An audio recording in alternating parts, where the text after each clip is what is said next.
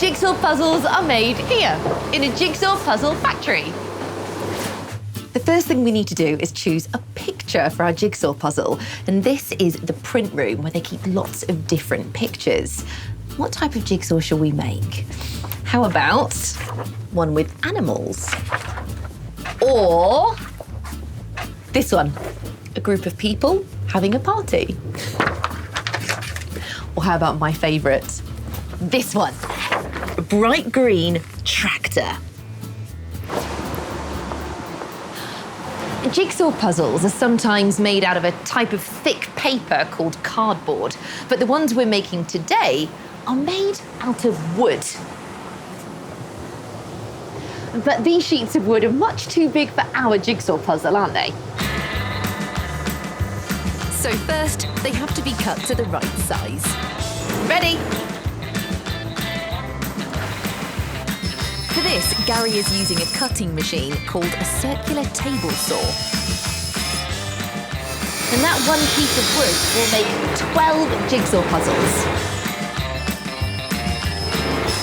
Oh, can you hear that noise? It's quite screechy, isn't it? Thanks, Gary. You're welcome. Next, the cut wood pieces need to have their puzzle pictures attached. Here you go. For this, Angie uses a gluing machine. Did you see how quickly the machine put glue on the picture? I love how gloopy the glue is. And it's the rollers that spread the gloopy glue on the picture so it will stick to the wood. The boards are then stacked in piles and put into a big blue clamp. It's called a butterfly press. I've been given special permission to use it to turn the handles that will help press the stack together so the pictures dry flat. Ready?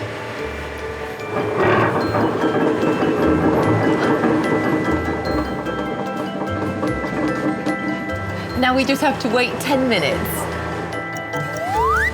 After they've dried, the stack of wooden pictures can be taken out, ready for the next stage. Now's the really exciting part. It's time to cut out the jigsaw puzzle pieces.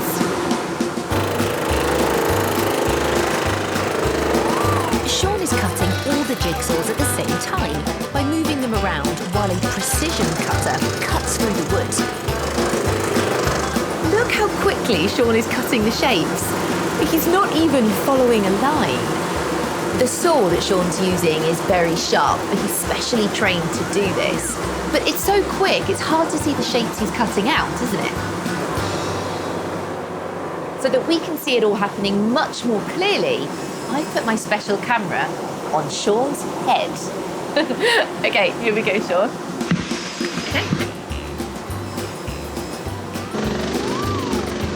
Wow! Can you see the wiggly shapes being cut out? Sean doesn't use a pattern. Instead, he decides what shapes to cut out as he goes along, so it's different each time.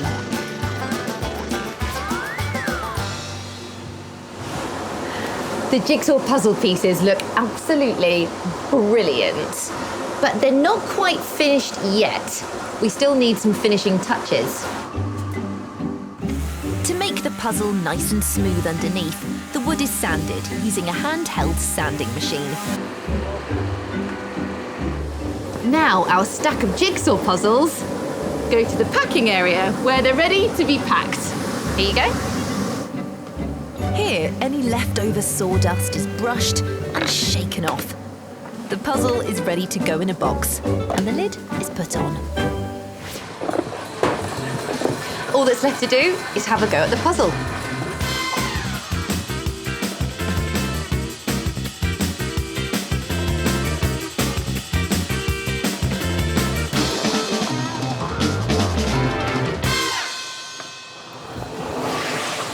A finished tractor jigsaw puzzle.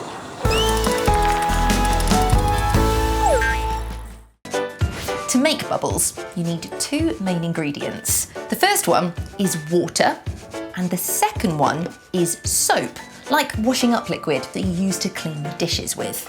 I'm going to add a bit of soap to the water. Let's give this bubble mixture a try. Here we go. Ready? Can you see the way the bubbles come out of the wand?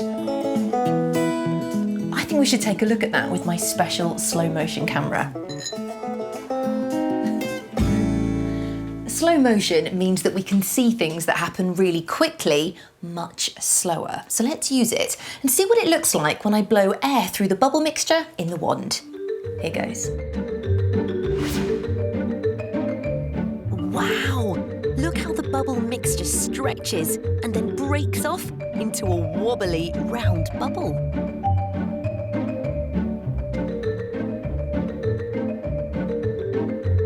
Do you know what that round shape's called?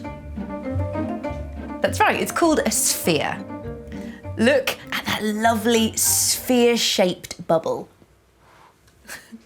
But do you know how soap and water make bubbles and why bubbles are a round shape? To find out, I think we need to take an even closer look. When we blow a bubble using bubble mixture, it makes a round shape made of bubble film. The bubble film has 3 layers. A thin layer of water sandwiched between 2 layers of soap. Inside the soap layers are millions of soap molecules. Each soap molecule has 2 parts, a head that likes water and a tail that doesn't like water. The heads of the soap molecules push towards the water, while the tails pull away from the water. The pulling and pushing makes the mixture stretchy enough to blow bubbles with. So when we blow air through the bubble wand, the mixture stretches out. At first it's wobbly, but because the soap molecules are pushing and pulling in every direction, the bubble quickly makes the tightest shape it can around the air inside, making a sphere-shaped bubble. Bubbles are so interesting, aren't they? They're made because of the way water and soap work when they're put together. But to help us understand this, we need to know that water has something called surface tension. Can you see the top of the water just here? It almost looks like it's got a kind of skin on the top, doesn't it? And that's because every droplet of water is made up of millions of tiny water molecules. And those water molecules like to cling together really tightly. And it's because of the way they cling together that makes that skin. And that's what we call surface tension. I can show you surface tension if I use a paper clip just here. Paper clips are made of metal, so they're heavy. So you might think that a paper clip would sink if we put it in water. But can you see? The paper clip is floating. And that's because of all those water molecules that are clinging together really tightly, making surface tension, which is stopping the paper clip from sinking to the bottom. Now watch what happens when I put a little bit of soap onto the top of the water. Did you see the paper clip sink to the bottom? That's because of the way soap and water act when they're mixed together. All of those soap molecules work really hard to pull the water molecules apart, and that makes the mixture more stretchy. Stretchy enough for the paper clip to sink to the bottom. But how does surface tension affect bubbles in the air? Can you see that the bubbles pop as soon as I try to touch them? That's because when we touch a bubble with our dry hands, we break the bubble's surface tension. Our hands have a little bit of oil in them and that keeps them nice and soft, but soap loves oil. That's why we use it to clean dirty, oily dishes. So when a soap bubble lands on our oily hands, those soap molecules try to take the oil away, but this bursts the bubble. So what can I use to try and help me catch a bubble without it bursting? I'm going to use a glove. Now let's see what happens. Whoa! The glove is stopping the soapy bubble mixing with the oil on my hands, which means I can catch the bubble and even bounce it. Wow!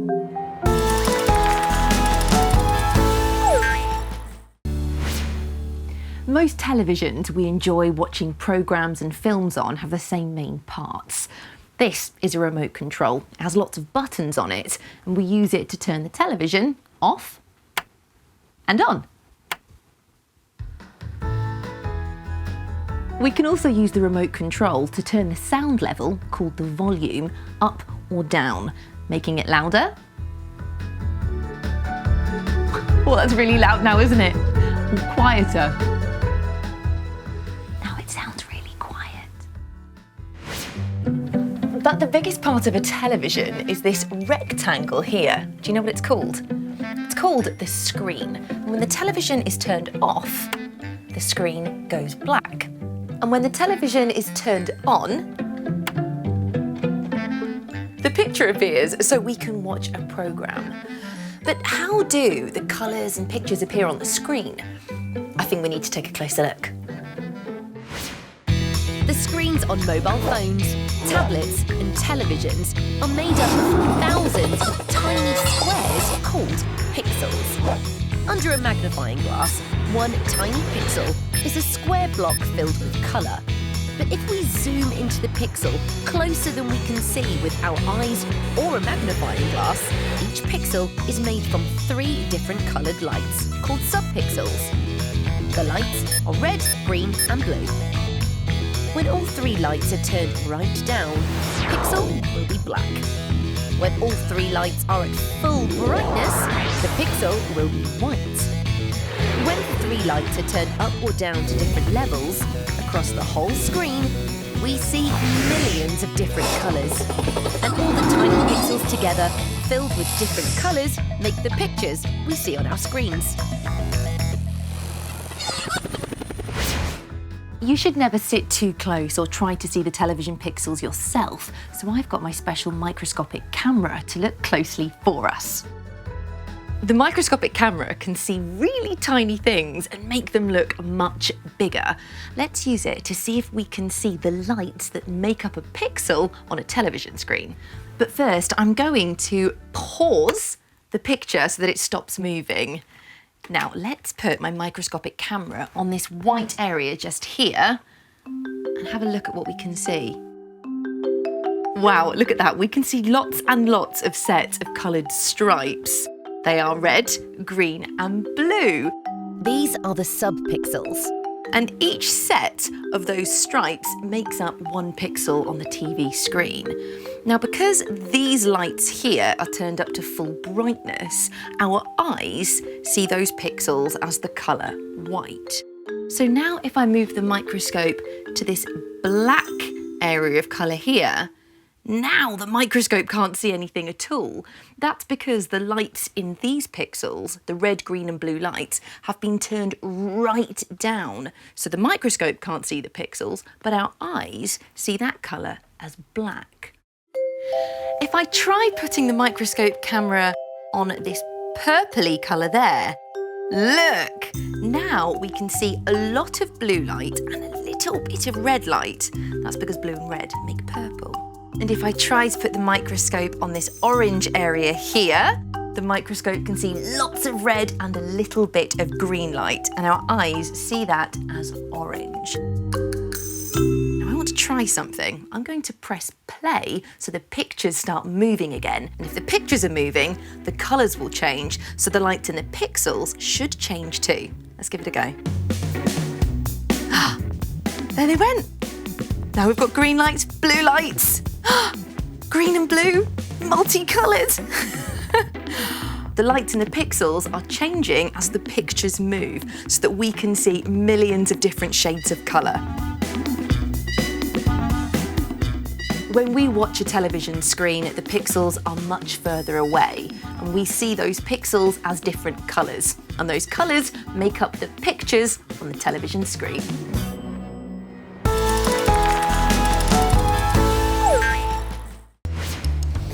There are lots of different types of swings, but they all have the same basic parts. A strong frame called an A-frame, because it looks like a capital A. Can you see? And stretching across the top of the frame is a long pole, and on the pole there are some brackets. The brackets are those metal loops that attach these two chains to the frame. Do you know what's on the end of the chains? That's right, it's a seat to sit on. And if you get someone to give you a push, then you start to swing. This is my friend Jess. She's going to give me a push.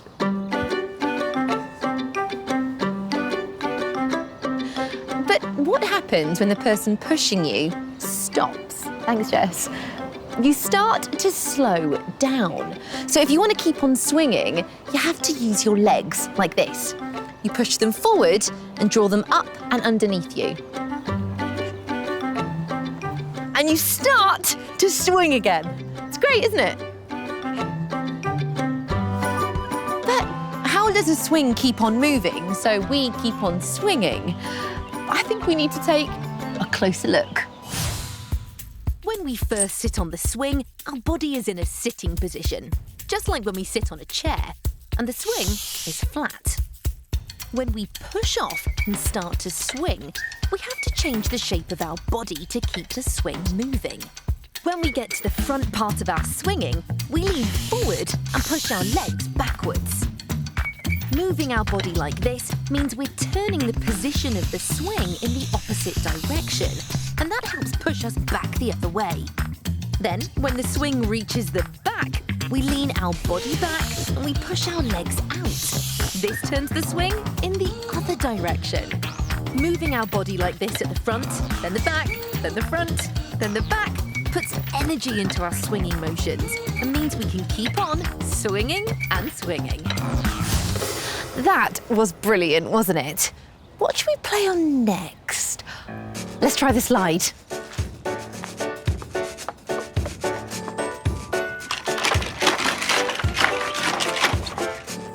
I love sliding down slides. Do you? Whee! There are lots of different types of slide, but they all have two main parts. Some steps with handles to help you get to the top safely. And then there's the main part that you slide down, which is always an angle, like this. Do you know what helps us slide down a slide? Let's find out using this ball. When you let go of something, it falls to the ground. And that's because of a force called gravity.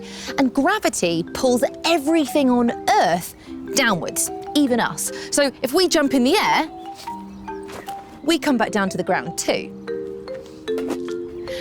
Because the top of the slide is higher than the bottom of the slide, gravity helps us to slide down to the bottom, just like this ball. How quickly we go down the slide depends on something called friction. And friction is created when two surfaces rub together. Different types of material create different amounts of friction. It's why some things slide easily and others grip. This towel is made of cotton, and cotton slips over things easily. Watch this. Whee! That was really fast. That's because the cotton towel and the metal slide are both slippy materials, so there isn't much friction. But some materials create more friction. These are harder to move against, like a rubber mat, or these rubber wellies. I'm going to attach my special camera to my wellies so we can see what happens when I go down the slide. There we go.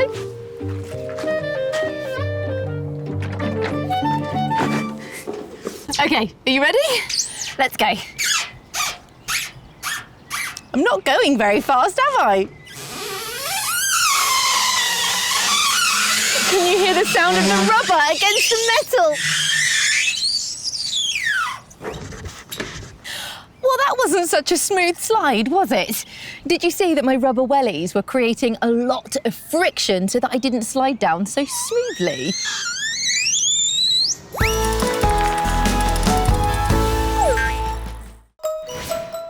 There are lots of types of inflatables. Small ones and big ones. And they're all filled with air. Bouncy Bouncy castles are made up of lots of different parts. The bit that goes over the top is called the A-frame. This part that you walk up is called the steps. The bit you bounce on we call the bed, and then you have walls at the side and the back. And the final part is this at the back. It's called the inflation tube, and it's where the air is pumped into the bouncy castle to make sure it's soft and bouncy. To make a bouncy castle, we start in a place like this, a bouncy castle factory.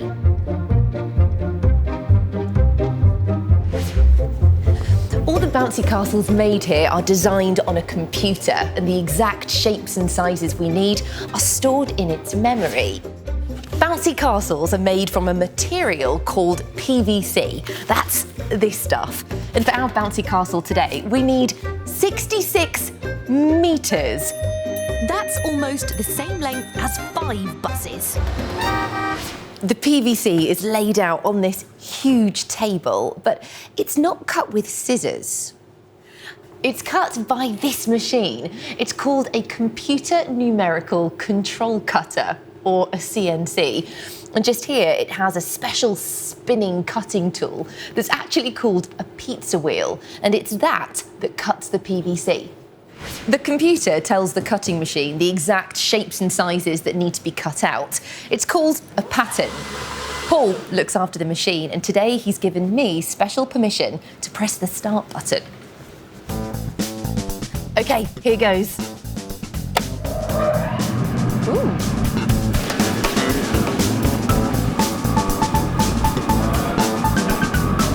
What do you think this is going to be? This is going to be a side wall of our bouncy castle. But that all happened really fast, didn't it? So I'm going to use my special camera to help us see the cutter working in close-up.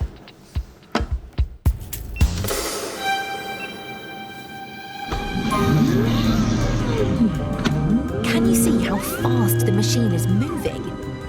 It's cutting 50 pieces for our bouncy castle in lots of different colours.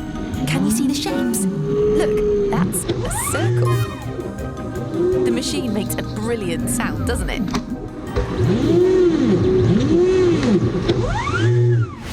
Now we have all 50 pieces to make the bouncy castle, but they're not quite ready to be put together yet. This is the fun part, painting. The bouncy castle design is painted onto some of the pieces, and Dean is painting different animals. This is going to be a bird. But what theme do you think this bouncy castle is going to be?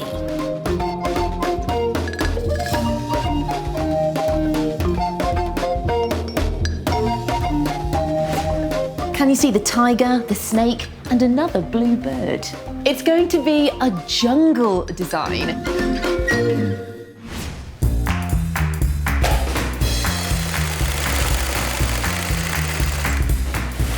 Now all the pieces come here to be sewn together by these two big sewing machines. The first pieces are sewn together to make the A-frame. And can you hear the sound of the sewing machine? It's like a motorbike, isn't it? Next, these pink and purple panels are going to become the bed. That's the part that you bounce on. It's very clever. The sewing machines are on tracks, so they can move the whole length of the pieces of PVC without having to lug the fabric all around. Next, the pink panels that make up the steps are sewn in place. Can you see all the tiny stitches that go through from the front to the back? They use a really strong thread to keep the pieces firmly together, ready for bouncing on. It's time for the back wall to be stitched. Do you remember all the animals? This is the inflation tube. It goes at the back of the bouncy castle, and it's where the air gets pumped in to make sure that it's bouncy.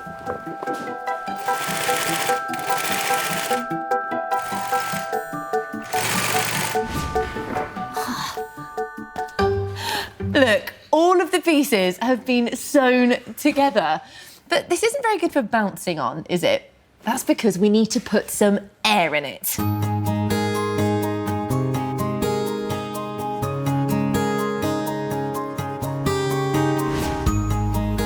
We just need to plug in the fan and fill it up.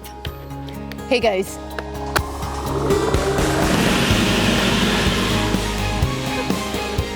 I love how it's unfolding and slowly getting bigger.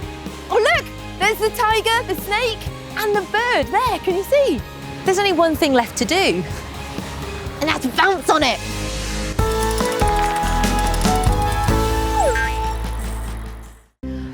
Look at all of these kites in different shapes and sizes. Like this one here. It looks like a beautiful bird, doesn't it? This kite is a type of diamond shape that we call a rhomboid. But I think my favourite is this one just here. For a kite to fly in the air, it has to be very light. And this kite is made of a material called nylon. And nylon is really strong, but very thin. Now, can you see this piece here that goes from the top all the way to the bottom of the kite? That's called the kite's spine. And if I turn it over, we can see this piece that goes across the kite. And that's called the cross spar. But attached to the spine, we have this piece of string that we call the kite line, and it's what we hold on to when we fly the kite in the air. When we fly kites, we have to make sure that the area is big and it's free from any trees, roads, or power lines. This one is just right. You ready, guys? 3, 2, 1, up! Wow! Can you hear the sound of the kites flapping in the wind? To fly a kite safely, we need to make sure the wind's not too strong or too light. So to find out how strong the wind is today, I'm going to use this very special machine, and it's called an anemometer. The anemometer spins round, and it's telling me the wind speed today is around 10 miles per hour, and I think that will do just right. The best way to launch a kite is with 2 people, and Bill is a kite flying expert. He's going to help me launch the kite by holding on to it whilst I roll out the kite line. You ready, Bill? Yep. Okay. Now I need to stand with my back to the wind, pull on the kite line. Bill is lifting the kite up. Here goes. There it goes! We're flying a kite! To get the kite higher, I can let out the kite line a little bit at a time. Wow, it looks absolutely beautiful up there. But how does a kite fly in the sky? To find out, I'm going to film Bill flying this kite with my special camera. This is my special slow motion camera, and it helps me to see things slowed right down.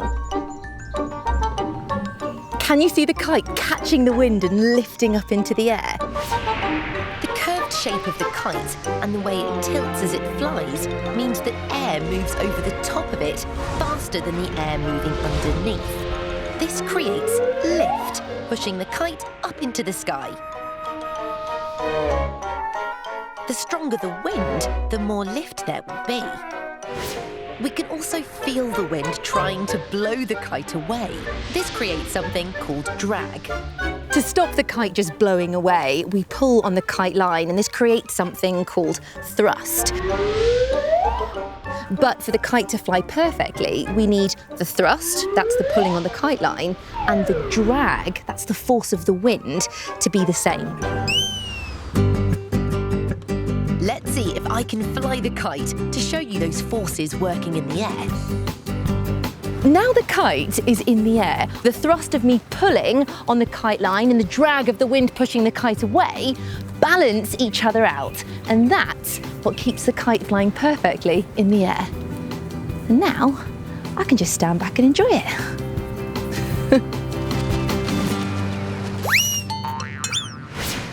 I loved seeing how a kite works. What was your favourite bit? Do you remember what you call the string that's attached to the kite? That's right, it's called the kite line. Did you hear the sound of the kites flapping in the wind? And did you see the way the wind caught our kite and it lifted into the air?